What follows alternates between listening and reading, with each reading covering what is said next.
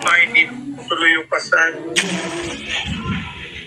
Itatawagin na isa-isa yung mag-wow. Oo po si Kuya, the father of the bride. Ang sabi ng coordinator, kayo sir, baka gusto nyo, doon na lang kayo upo sa tabi ng mga ninong. Saka bakit doon mo ko pa-uuwi? Dito pa ako. Nung tumatawid sa Claudia, wala lang. Katayo lang ako ng food serve na naman ko tumapat. Nakaluha ako. Grabe. One of the most painful part ng buhay ko na.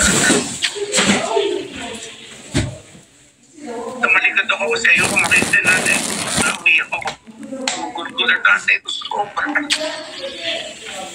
Sabi ko lang sa kanila, ma'am, ano ba nangyari? Di ba ako po yung father of the bride? Sabi po sa akin, just follow the program na wala po kaming pang. Ako pakilamdam ko lang kaya na hindi natuloy yung kasal. Siguro ayaw niya na ako pumunti. Sabi nila ako yung toxic. Talaga ba?